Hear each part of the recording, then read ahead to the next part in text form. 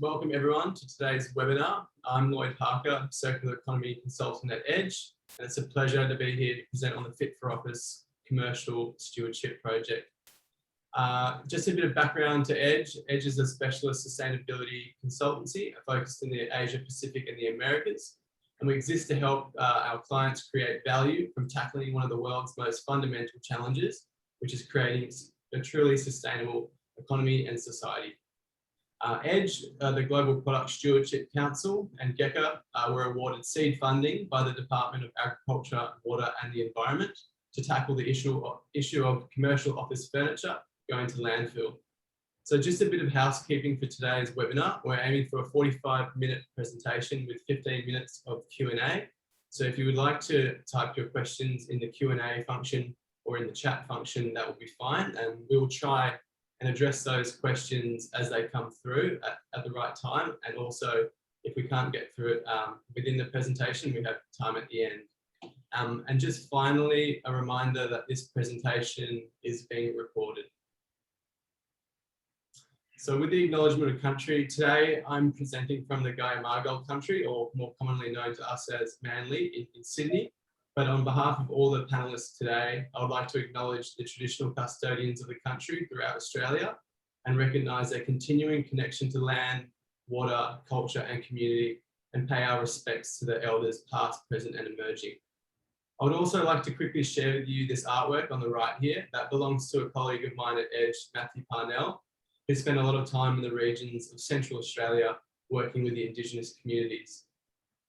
This artwork depicts a sacred rock hole in the Wikipedia region east of the Kintor community, which in ancient times was a water source for those who travelled through the region.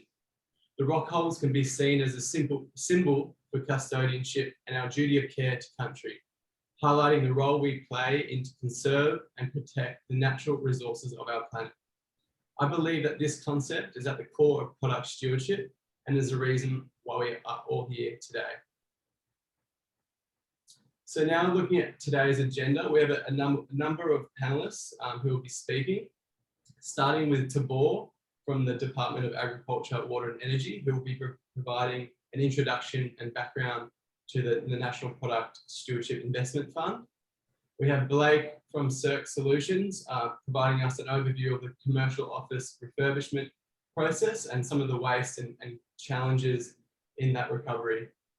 We'll have John Polhill from Global Product Stewardship Council running us through how product stewardship works, examples of previous schemes and benefits of the voluntary approach. We then have Paula from GECA giving us a bit of a background to GECA and what they do in the circular furniture design space, providing us a definition of what we classify as commercial office furniture and what will be likely in scope for this program. I'll be then wrapping things up with an overview of the Fit for Office project plan, some of the stakeholder engagement and consultation process, and some of the immediate next steps. Followed by that, we'll have a roughly 15-minute Q&A to answer any questions that arise throughout the presentation. So I'd like to now introduce Tabor, who is a director of the Product Stewardship section in the Department of Agriculture, Water and Environment. And Tabor's team has policy and administrative responsibility for the National Television and Computer Recycling Scheme, policy responsibility and for the Product Stewardship Oil Scheme, and also administers the Product Stewardship Investment Fund. He has a broad experience across environmental policy and environmental scheme administration.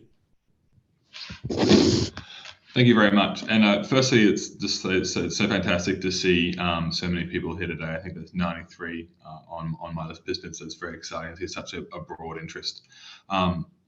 As was mentioned, I'm responsible for the National Product Stewardship Investment Fund and had a role in providing the seed funding through this project and have been very excited about it ever since. Before I talk too much about the fund, I might just quickly touch on the framework product stewardship is administered for at the Commonwealth level. So I'm responsible for the two regulatory Commonwealth product stewardship schemes, being the Television and Computer Recycling Scheme and the Product Stewardship Oil Scheme, and they fit within the Commonwealth framework of having a preference for voluntary schemes. And the reason we have that preference and the government has that preference is when done well, voluntary schemes can be very agile, very adaptive, can evolve quickly, can address market demands and market requirements in a very quick, agile way, whereas regulation tends to be a bit slower, a bit more of a blunt instrument at times. But however, the new Recycling and Waste Reduction Act, which was passed in December, repealing and replacing the Product Stewardship Act, creates this framework where it incentivizes voluntary action for things like the National Product Stewardship Investment Fund, identifies points where the government believes more voluntary action is required, and that's through the Minister's priority list. So as you'll see on our, if you like, on our website, we list products that the Minister for the Environment has decided are areas industry need to take more action in, and if that action isn't taken, the government will start considering regulation. The next escalation point is co-regulatory and mandatory schemes. So the National Television and Computer Recycling Scheme is an example of a co-regulatory scheme, and the Product Stewardship Oil Scheme is an example of a mandatory scheme.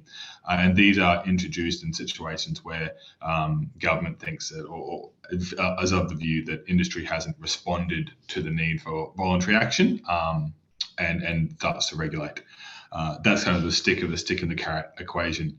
On the other side is a carrot. So the National Product Stewardship Investment Fund initially started off as a $20 million fund. In the last round of budgets, an additional $6 million was provided to the fund to grow that fund, to allow it to fund more activities. And currently there's about $9 million left in the fund. And we're working very closely with industry and sectors looking at where the best areas to invest that money is. And looking at the reaction today, it's very positive to see such an interest in the commercial area, in the commercial furniture space.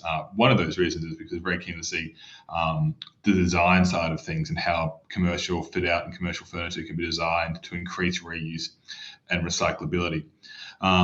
I am conscious of time, so I won't speak. I could speak about commercial furniture and investment funds all day, but I won't speak too long. As we'll end by saying that I think it's a very, very exciting time for product stewardship. I think commercial furniture is an area where there's immense opportunity for voluntary action, and that action can be supported, has already been supported, and there's options for continued support from government.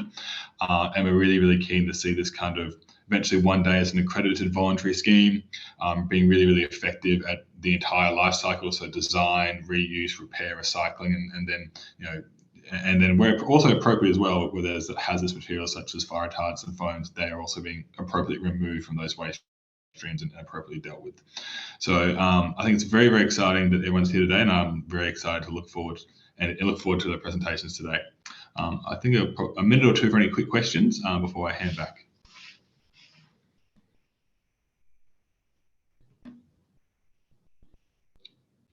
I would take silence as no questions and just say look forward to the webinar today. Yeah, thanks for that, Tabor. I'd now like to introduce Blake, who is a behavioural and environmental economist focused on delivering circular economy. He has over 6 years as contributing to the Better Building Partnerships Working Group on waste, and has led a range of projects documenting improvement and elevating the issues of commercial office refurbishment. Blake is also a founding director of the Australian Circular Textile Association, where he currently leads the creation of Australia's National Uniform and Workwear Stewardship Program. Over to you, Blake. Thank you, Lloyd. Pleasure to be here today. I'm sorry to do this to you all. We're going to kick right into it with some definitions. I'm hoping I can knock maybe the most boring slide of the day off at the start of this session for you all. Refurbishment and the built environment is circular in a sense. You know, these buildings are created and tenancies come and go within them. That is the process we call refurbishment or regeneration even. Within that, there's a few, three sort of specific stages. And I'm just highlighting this because having clear language, a clear shared language as we approach this problem is really important. Leasing is the first, where we actually establish the make good clause. There's opportunities for intervention in a sustainability sense there. Secondarily, fit out, the process of actually filling up these office buildings with the furniture in the office, creating the office spaces that we use. And lastly, strip out, which is the process of removing it. Each of those are just 3 different stages we want to try and build a little bit of clarity around. But look, we've ended up here, we've wound up here today on the back of what has been 7 years, I think, of collaborative and inspiring industry action already. So, I mean, it's been an incredible journey. The BBP, the Better Buildings Partnership, hosted out of the City of Sydney, has been absolutely seminal in pulling this together. The work started there with UTS and the Institute of Sustainable Futures, documenting some of the key figures that we know and still rely on. Figures like, 62 tons of strip out waste occurring for every 1,000 meters of office space that is stripped out. Over the course of 2014 to 2017, Edge Environment was fortunate, and myself in my previous role to be involved with that program, fortunate to have received funding through the New South Wales EPA and also through the BBP to support further work. That involved at that point, getting into our hard yakka gear, getting into our steel cap working boots and nocturnally inhabiting the loading docks of many of the commercial buildings in Sydney. We went down there and we photographed, we understood, we weighed what was coming out. We understood the problem in a really sort of detailed way to try and unpick the complex network of this sort of ecosystem. 2018, we had to set about systemizing it. It meant we got on our finest suits and our shiny leather shoes and we went down to, it was Baker McKenzie lawyers in the end, and we actually systemized this process into a set of model contract clauses, which became the backbone of the BBP strip out waste guidelines published there in 2018. And you can certainly Google those and find them. It systemized a lot of the prior knowledge we had and proposed a way forward for industry to do better. We've promoted since then, working again with industry, with building owners, with contractors to support what we've said as a target at this stage. 60% in most cases we think is a reasonably achievable number. Aspirationally, we'd like to see 80. It's important to acknowledge that for a long time, what we were unable or didn't do an excellent job in recovering was furniture. So in that 16, 80%, we typically see furniture being around 20% at least of that. In 2021, Edge and GECA and Global PSC in partnership have been awarded seed funding, which you've heard about, to establish this program Fit for Office. This is creating a national product stewardship scheme for office furniture. What that looks like, around 35,000 tons per annum. It's something like 10 to 12 tons at least per 1,000 square meters of office space. And in aggregate across the country, we're talking about, at least a 35,000 ton a year problem. When it comes to what we're including in this, I mentioned earlier that strip out, when we pull out these buildings, out comes the ceiling tiles, out comes the carpet, out comes the partitions, that is, steel stud framing with plasterboard walls. There's glass in there, there's kitchen fit out, there's all kinds of things. We need to be specific on what we're addressing here. And as I mentioned earlier, furniture, this is on the basis of 13 Sydney fit outs that Edge Environment has analysed, 37,000 items that were inventoried in order to come up with this data. An average fit out comprising of what we see there, 10.32 tons per 1,000 square meters of office space is what we come out with. And that's the breakdown. When we look at that 10.32 tons proportionally by weight, you can see there a breakdown per, with a bit more detail around tables, storage, whiteboards, all kinds of things in there. When we're looking at this program, we have scoped out, you'll see that we've removed that large 13, sorry, I should have left it on that slide, that 13% appliances and electronics. We heard a little bit earlier about the National Television Computer Recycling Scheme. We know about battery recycling and mobile muster. There are several programs, stewardship programs already active in the e-waste space. And secondarily, it's an extremely or very, very different set of entities who are responsible for placing those items on the market. They are also higher value and tend to be relatively more easily rehomed when it comes to end of life for office spaces. So in the creation of this scheme, we've pulled those aside at this point, and we can actually look at covering 95%, we think, of all commercial office furniture items with that set of green individual products on that list there. We're going to remove plants, obviously, same situation, very different set of suppliers, etc. Sofas and couches are another obvious one we've excluded on the basis that they are very difficult to distinguish from those that we might have in our homes. And that makes for a very complex equation, as you'll come to learn when it comes to stewardship. So look, coffee tables, storage cabinets, large meeting tables, whiteboards, workstations are the big ticket ones, and obviously office chairs is what we're focused on today. So on to what we need stewardship, or why we need stewardship in particular for furniture. Building fit outs, I mean, they do not last forever. The average tenancy is 5.3 years across the country. That might surprise you. It's relatively short. I suppose there are options, obviously, for renewal. It does not mean that after 5.3 years, every space is refurbished. Sometimes it can be released as it is. Sometimes people will release without updating their fit out. And sometimes they'll be offered incentives to stay and update from the landowner.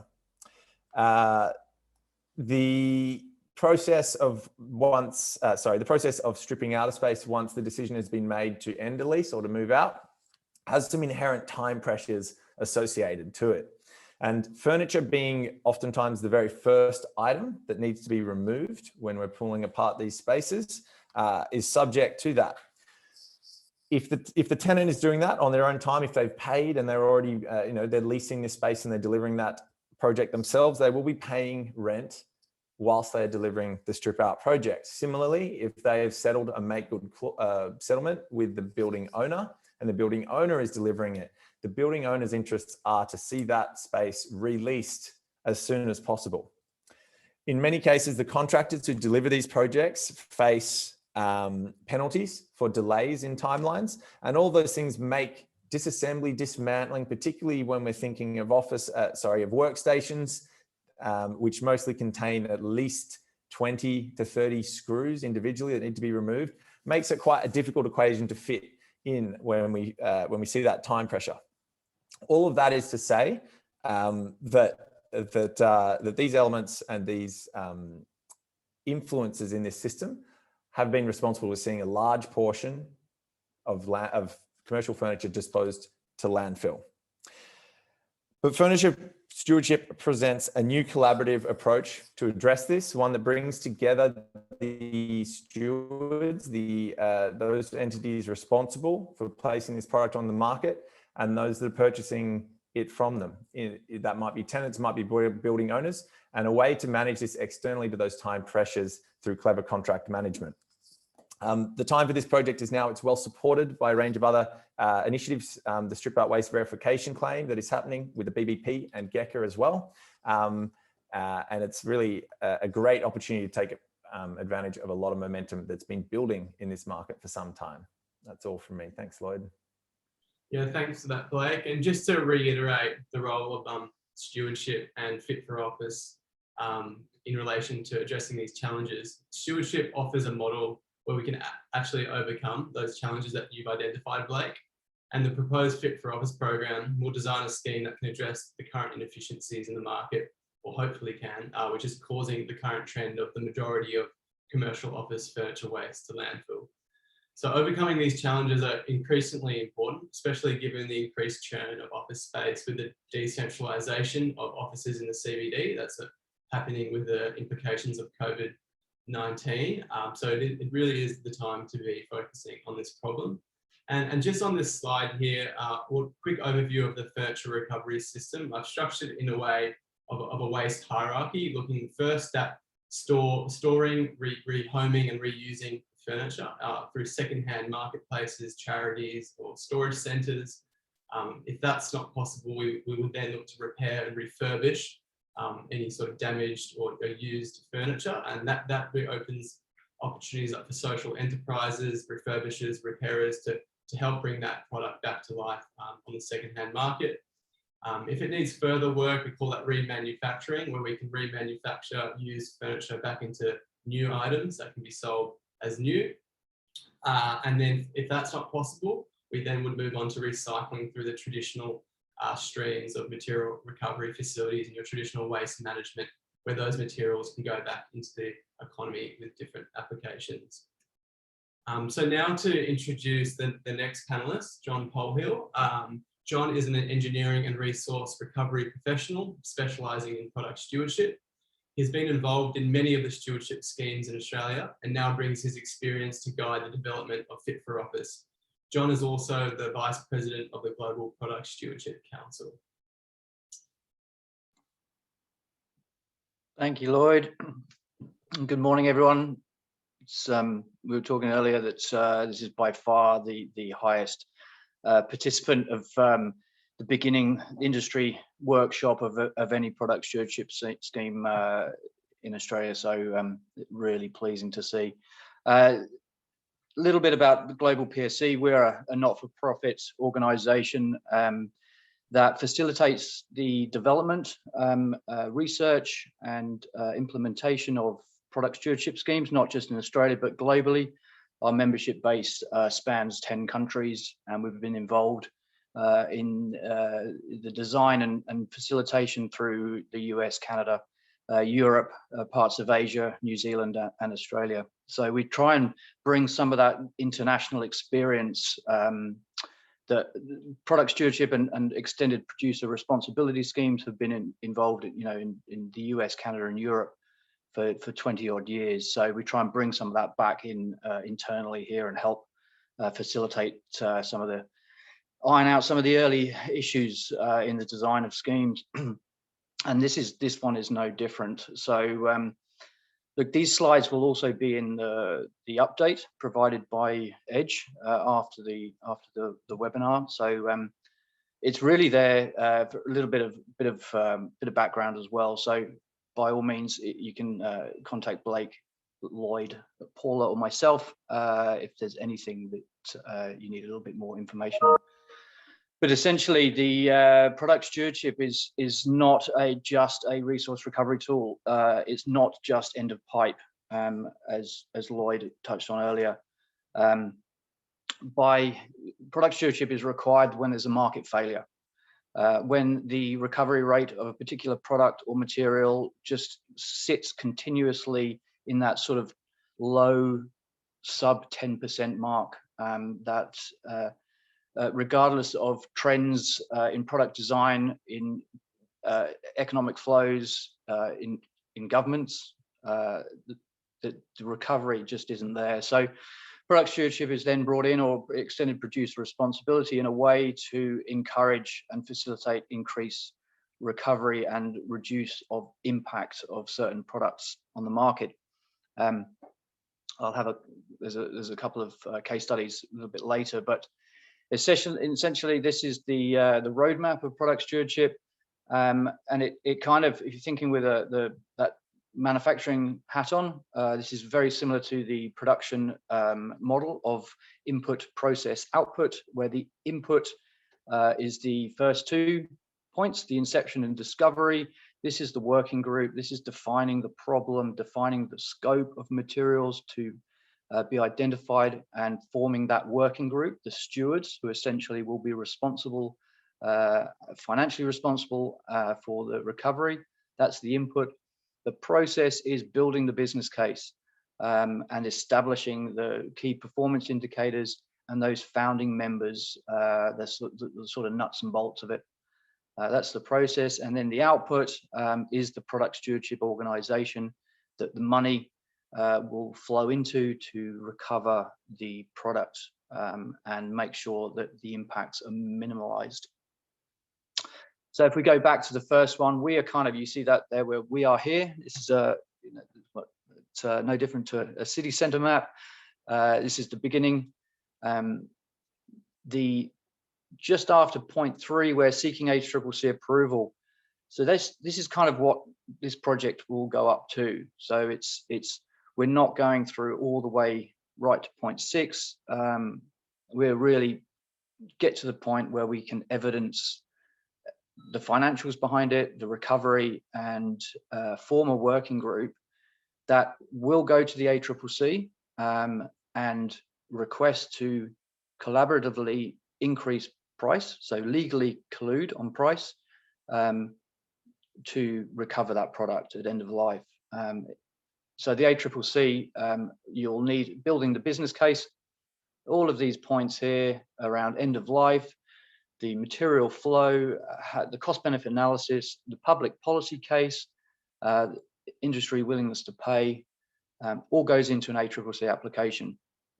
The ACCC will then rule on public benefit versus public detriment test and either rule for or against to raise price. So we'll talk about that a little bit later, but that price will be the cost of recovery, and whether that's $1 per kilogram of in-scope material or $2 per kilogram, that will then flow onto the consumer pays for that. The money will then flow back into the product stewardship organization, who will pay for the recovery and the rehoming and the remanufacture of those products to reduce the impact.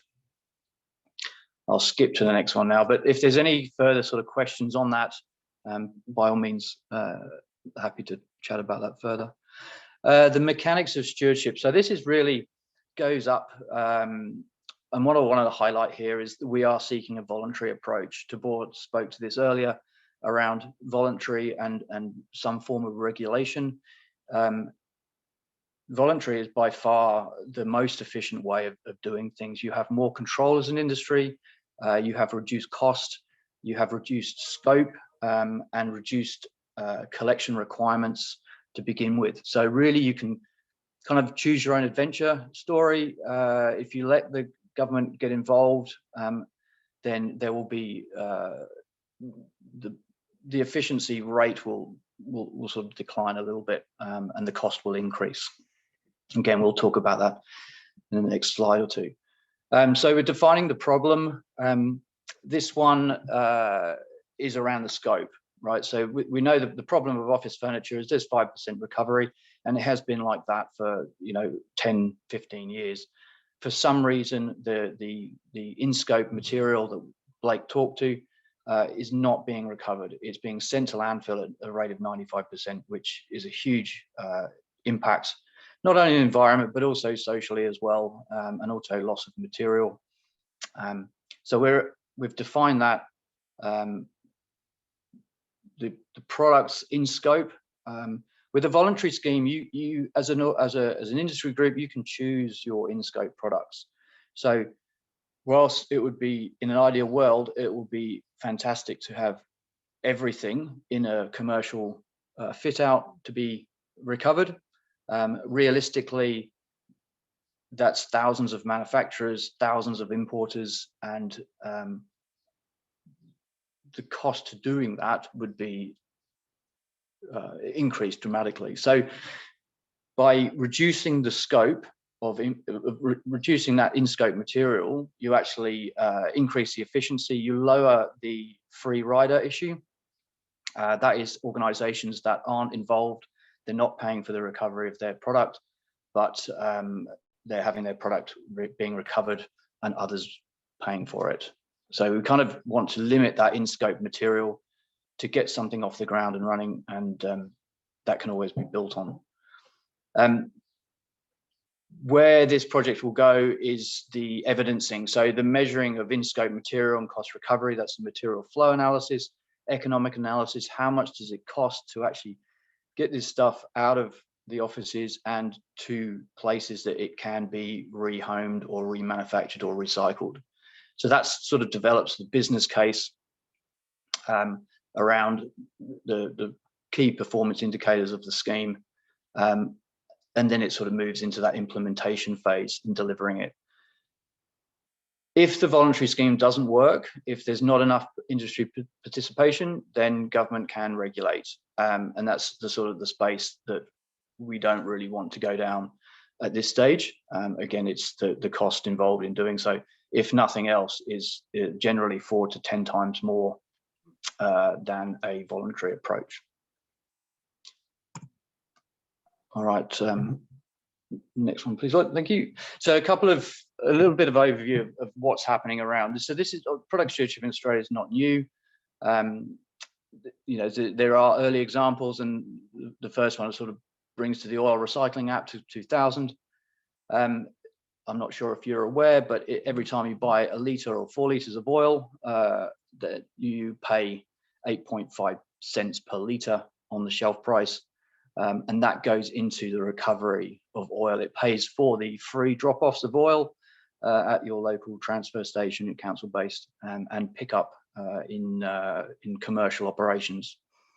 That money goes into the PSO, the Product Stewardship Organisation, and it's paid back to the recycler based on their ability to recover the oil. So whether it's a very low-grade lubricant or a high-grade lubricant, they get the better quality, the more money they get back.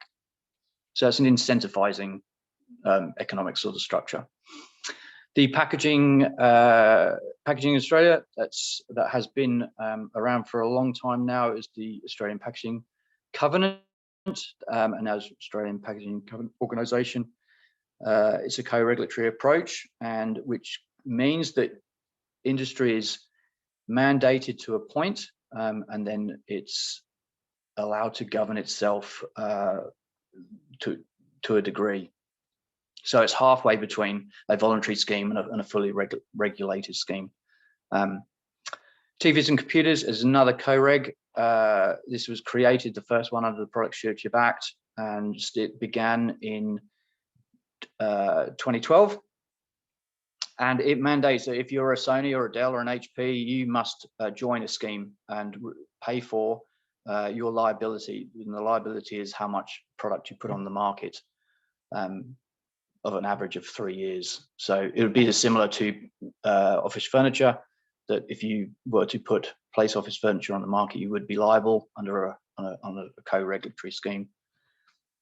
Tires, that's a voluntary scheme, and the importer pays 25 cents per passenger tire, per passenger unit, and that money goes into market development to increase the tire derived product. Voluntary is great. It's super efficient and it's cheaper. Batteries the same. It's still a voluntary approach at the moment, and ACCC have approved a 4 cent per AA cell equivalent on the shelf price to recover that, and that's in the implementation phase.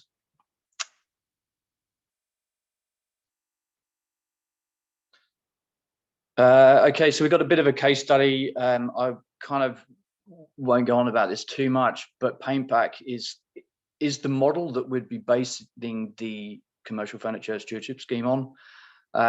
It has 95% or thereabouts, between 90 and 95% of the paint manufacturers involved, and every time you buy a tin of paint, there is 15 cents a litre on the shelf price, and that money goes into Paintback Limited, who then organises the recovery of paint at various different drop-off points across Australia. So again, it's voluntary, it's 15 cents a litre.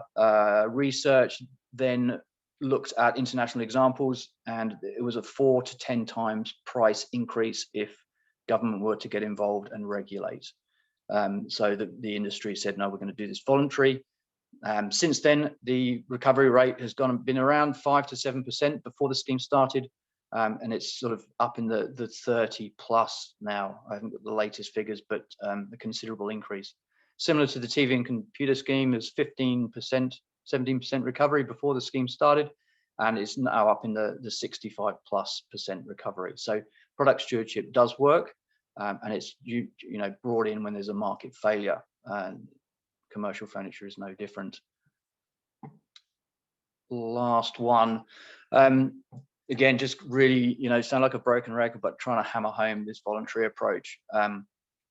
As as stewards of placing commercial furniture in scope and material onto the Australian market, you have the choice to design your own scheme. And you can, because you're not forced to by government regulation, you can make it a competitive advantage. You can, which will hopefully eliminate some free riders, and narrowing the scope as well. You can, looking around the room, you can really sort of get around 80% plus of the industry on board, and reducing the cost. Ultimately, that's what we're trying to achieve. You know, everyone will say it's a great idea, it's a great initiative, but how much is it going to cost me? And it is 4 to 10 times a cost reduction if this is done voluntarily.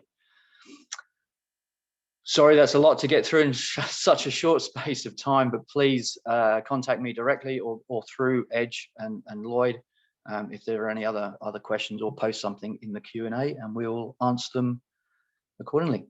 Thank you. Thanks for that, John. And we've got a bit of activity on the Q&A thread from Greg Walsh from Wynyard Indigenous. Blake mentioned you would like to answer this question. It's regarding social enterprises and second-hand take-back of take-back program and difficulties in the voluntary system. Thanks, Lloyd. Yeah, and thanks for the question, Greg. Wynyard, I mean, I'll preface it by saying Wynyard has an amazing, is an amazing Indigenous-owned business based down in Sydney, doing amazing work and have technology that resurfaces, enables reuse of a lot of problematic workstations for one, which is really interesting. They, Greg's question, I think, was around direct supply of furniture to social enterprises and secondhand, or as secondhand products. And I guess, suppose the answer to that is really the program, I mean, need not at this stage presuppose the avenue where reuse outcomes are available. They would be, you know, by any circular economy or sort of carbon directive, be preferred.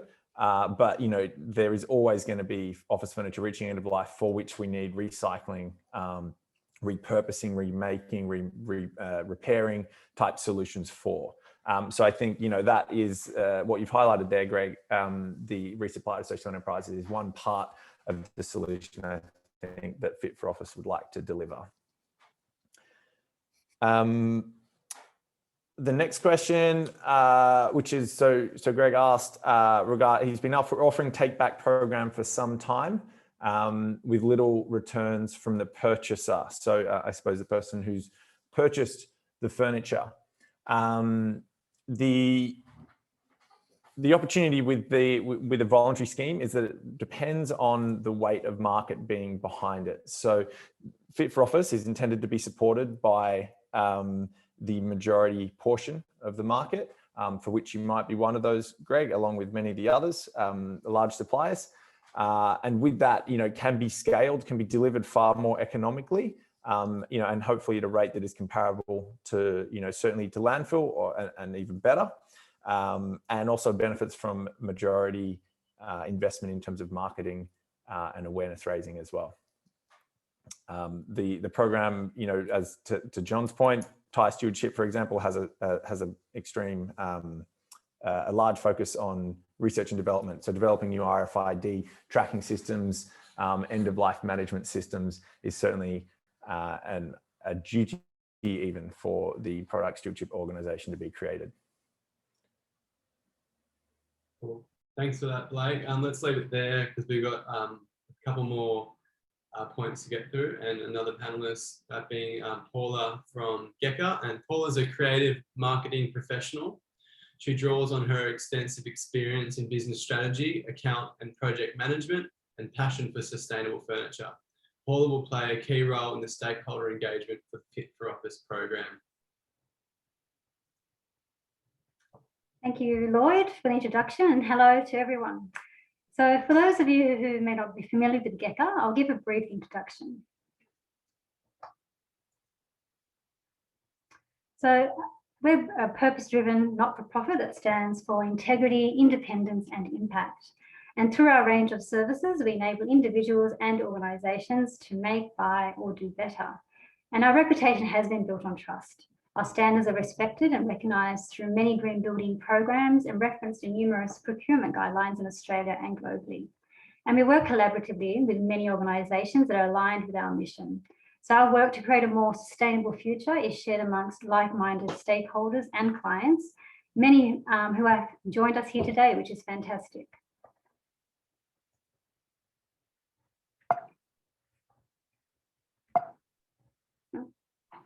Okay, so we are well known for our multi-sector life cycle eco-labelling program that we've been running for over 20 years. And like all our standards, our furniture standards address impacts across the entire life cycle of a product or service, from raw material extraction through to use and eventual disposal or breakdown. So here I've highlighted some of the key criteria from our furniture standards that assist a circular economy principles, and there are many more also. So for example, a product stewardship program or similar must be in place. Design needs to consider full life cycle from the very beginning, ensuring products are designed and produced to be easily disassembled and separable for reuse or recycling. Replacement parts must be made available to users, and products and components must not be labelled, coded, or treated in a manner that will prevent post-consumer recycling. So considering the full life cycle of a product from the very beginning greatly assists the success of a program like Fit for Office by increasing the likelihood of best practice outcomes. And third-party certification like GECA is beneficial as it ensures the criteria I highlighted, for example, and more are met, although this program is open to all stakeholders and manufacturers and not only those who are GECA certified.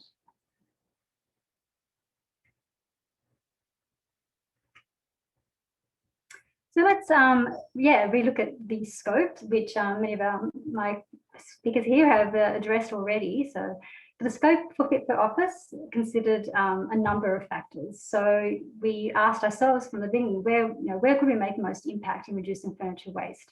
And in Blake's presentation, he identified clearly that, it highlighted how 35,000 tonnes of commercial furniture is disposed in Australia each year. We also considered the complexities surrounding the types of products and recoverability. We asked, should we focus on commercial or residential furniture, and what other existing product stewardship schemes or recycling schemes existed, which John went through earlier. So of the identified in-scope items, which are highlighted there in green on this graph here, 95% is accounted for, which is fantastic, which are the product types, as I mentioned here, which are highlighted in green. And so Fit for Office, the scope and definition. So we defined commercial office furniture is defined as furniture, fixtures and fittings that are regularly used by staff or customers, that has been specifically designed for commercial business interiors that are not permanently fixed or attached to a building structure.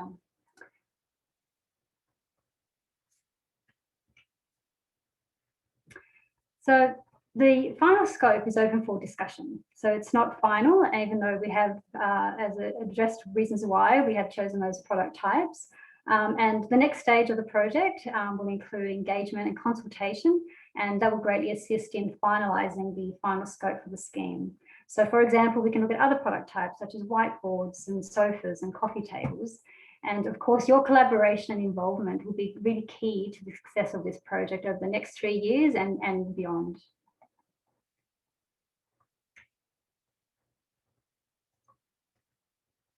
So I'd like to introduce a couple of other projects that are currently in project, so that we really integrate with Fit for Office and help form part of the emerging systems of best practice and reporting for office strip out waste and chemical management considerations. So GECA was awarded a grant from the City of Sydney to develop a strip out waste verification program, which Blake touched on earlier, with the Better Building Partnership members to pilot the program. So the program aims to substantiate and capture data on best practice in strip out waste management. And after the pilot ends, the verification program can be utilised by building owners from the broader industry. The project involves research to develop best practice criteria for property owners, tenants and demolition contractors to reduce waste achieve high recyclability rates, and increase transparency in the waste management systems via diligent accounting. The other project I like to highlight is the Chemicals Management Project. So the Australian Furniture Association, along with support from GECA and the Federal Department of Agriculture, Water and Environment, are undertaking a research and industry engagement project about chemicals management in the furniture and furnishing industry. So chemicals are a growing concern issue and are used in a range of products, including furniture and furnishings that can lead to environmental and health impacts. They can also jeopardize positive initiatives to reuse and recycle materials and products due to the risk of persistent chemicals being transferred into new products. And the primary objective for this project is to protect the environment and people by improving how chemicals can be used, stored, handled and disposed of in the manufacturing and retailing of Australian furniture products. So thank you, and that's all from me. Thanks for that, Paula. We do have a number of questions that you may be able to answer, but I may just quickly finish off the final section because that does also answer some aspects of the question, and then we'll come back to about 10 minutes of Q&A at the end. So yeah, hold those thoughts. So moving on to the final section of the webinar, just an overview of the project activities and timelines for the project. The first step will be sort of undertaking our initial stakeholder engagement and stakeholder mapping, getting an understanding on where all the different parts of the furniture ecosystem fit into this project. So what you see here is an interest and influence matrix and a way to sort of map where you may fit in. And it also speaks to how closely you'll be involved or how you'll be managed over the next few years. So you can see in the top right, we have those that will be managed most thoroughly, which includes the Fit for Office working group, which is going to be the stewards, the manufacturers and the importers that make up the majority of commercial office furniture entering Australia and being disposed or recycled in Australia. We're going to be working with you via direct email, a lot of phone calls, hopefully, and quarterly catch-up meetings to sort of plan how your involvement within designing the scheme and assisting with some of the material flow and business case development. Stakeholders such as logistics, transporters, building contractors, refurbishers and recyclers are very integral to this program, and we're going to be doing our best to anticipate and meet the needs, as well as collaborating with you via an industry reference group. So that's a close group that we'll be working with to sort of assist and sense check sort of some of the outcomes and progress within Fit for Office. Those who will also be quite closely involved are the users. So those are the business owners in the property sector, the tenants who are using architects, designers and leasing agents to sort of fit out their offices. They will also be quite closely involved via the industry reference group. And for all those other key stakeholders that don't fit into those categories, we will be undertaking contact through a mailing list and biannual updates to keep you across how things are progressing. And just looking at the timeline, I know I've got a question from in the chat regarding timeline. So this project does extend until about June 2023, and across that, this year we're wrapping up in our evidencing phase, which is the stakeholder mapping that I mentioned, and the initial high-level material flow analysis to understand who that working group will be, who are the key manufacturers and importers. And then from there, we actually go into the scheme development phase. So in Q1, we were looking to take a more granular material flow analysis that will feed into the business case development, the scheme design and governance structure, and then formulating that application to the ACCC in Q4 of 2022. And then 2023, that's where we're looking for our accreditation, ideally approved as a voluntary scheme, where we can begin to plan our implementation and implementation assistance. And from there, the ideal plan would be that we will have an independently run product stewardship organisation that would be managed by an independent chair to sort of actually plan the longer term rollout and start seeing that diversion and the furniture recovery ecosystem working effectively over sort of the medium to longer term. So just the final slide, just to wrap things up before the Q&A, what are the outcomes and the vision for Fit for Office? Well, we have 3 pillars of environmental, social, and economic. Environmentally, it's quite obvious. We want to see less waste to landfill, increased resource recovery rates, and a reduction in our emissions of greenhouse gases in production as well as disposal. Socially, we're looking to create and stimulate more employment opportunities, especially in the non-for-profit and social enterprise space, where we have a sustainable and circular furniture models that can support this recovery. And from an economic perspective, not only are we looking to save costs of tenancies and building owners who can minimise their disposal to landfill, but also for the manufacturers and importers and furniture brands to differentiate themselves from competition, really promote that stewardship and their corporate social reputation, and future-proof their business model to become more circular. Circular economy isn't going anywhere, so this is a great opportunity for us to adapt and implement a strong approach. So now jumping to the Q&A, we've got around 8 minutes. We've got a few questions to get through. I'm just going to work my way through. So Nadja, we answered that. At what point in time are we planning to submit our application to the ACCC? That will be at the end of Q4 of 2022. And it will take up to 6 months for implementation to kick off from that, if not a little bit longer. Might start with Suzanne regarding free riders and how is corporate participation rate in recovery and stewardship scheme measured, the number of corporations and capital market share, percentage of market share. John, did you want to touch upon free riders and try and provide a little bit more information regarding how that's managed and measured? Yeah, certainly. So generally, it is the percentage of stewards that place the material product onto the market that is paying into the scheme. So for an example of the paint stewardship scheme, around 90-95% of the manufacturers that placed architectural and decorative paint on the market joined the scheme. And that's where the in-scope material is critical to having participation of manufacturers. The wider the scope, the more manufacturers there are, which then would reduce the amount of participants. So, for example, the TV and computer scheme, it's regulated because there are literally thousands of products out there, and there's about 130 liable parties, 140 liable parties, and there wasn't enough voluntary participation. So the free riders percentage, i.e., if 50% of the market was joining the scheme, there would be 50% free riding, which is not acceptable if you're a product manufacturer or importer.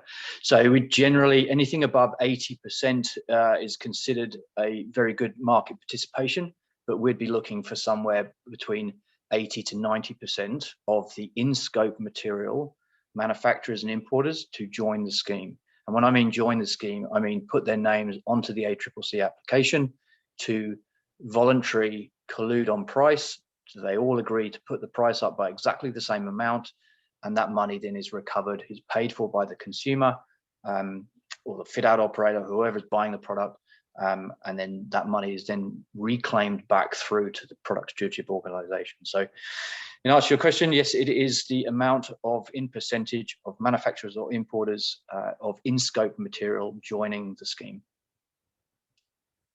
Thanks for that, John. I might jump to, there's a couple of questions here, and ones that we don't answer in today's webinar, we can follow up personally afterwards, and this session will be recorded too, so all these questions will be noted. We've got one from Anonymous. How and when can businesses participate? Who can they contact to when stripping out space to prevent furniture going to landfill? Where can businesses source and give furniture secondhand life? How is the quality of furniture being assured, and will there be anything available in the coming months? That's a good question. There's a few there. So there is already some solutions available for this circular furniture ecosystem that are existing, doing great jobs. Companies like Agen's are quite established in this circular space, but what we're looking to do is create a more collaborative platform to get all the different stakeholders together, working for a common goal and providing their sort of skills and expertise throughout the process and understanding where they fit in. So if we have a collaborative approach and a bit more of a set in stone ecosystem there, we can support all those questions that you've answered. So in terms of us having direct solution available in the coming months, no, but they do already exist, and we can most definitely support you in finding that and make some introductions. We've got one from Kate Montgomery. How can organisations get involved as a stakeholder to the fit out of new office space? So we'll be having a direct follow-up from this meeting where we'll be reaching out to all the attendees today and sort of assisting you in on that sort of stakeholder map and establishing a communication sort of framework and a bit of a roadmap to the journey that you will join us on. And it does involve different levels of engagement, and depending on what your role is, obviously that engagement level will vary, but at a minimum we will be holding sort of biannual updates, essentially a mailing list, sort of quarterly or biannually. We'll confirm that. That's the way to stay involved, and just direct email or phone calls. I'm going to be quite heavily involved in reaching out to all stakeholders throughout this program to find a role for you to play in making this program successful. How can stakeholders, so we've got a lot of questions regarding stakeholder involvement, so I might make that quite a key point in this follow-up, is the next steps for stakeholder involvement. So there are quite a lot of questions coming through. We've got a couple of minutes. This one's a good one. What are the incentives for design, manufacturing and importing companies to join the ACCC case? I think, John, that may be one for you, or happy to. Yep, that's fine. So the incentives for design. So if you can imagine your product, once it goes through the use phase, if it can only go to landfill or recycling, that comes at a cost. You can reduce that cost by designing out the need for recycling, or designing out the continuous reuse or remanufacture. The longer you keep your product in a use phase and a repair phase and a remanufacture phase, the less you will have to pay for the recycling phase. So the incentive for design for disassembly and design for sustainability is at the forefront of product stewardship, and it encourages participants to think about how they can design their product. Either if it goes to recycling, how can it be disassembled easier? What glues or resins are in place for laminates? How can you design out the cost to recycle? So that's the incentive for companies wishing to join the scheme. And the ACCC, that really is the point at which everybody puts their name on the paper, and it goes from a single producer responsibility. So companies doing their own thing at the moment, they all join together and collaborate to increase price to pay for the recovery overall. So that cost to recovery can reduce with good, proper design initiatives. I hope that answers the question, Ian. Yeah. Well, that concludes this webinar. It's 11:30, and there was a lot of questions that we didn't get to, so I'll make a point to reach out to you directly. We have your email via registration, so we can help answer any of those questions with a bit more detail and granularity via email, if not over the phone for a catch-up, if that's right. So I'm happy to leave it there. Thanks everybody for joining, and look forward to reaching out and engaging with you directly as a next step. So looking to hear from you soon. Wonderful. Thank you all. Yes, thank you. Thanks, Lloyd. Thanks all for attending.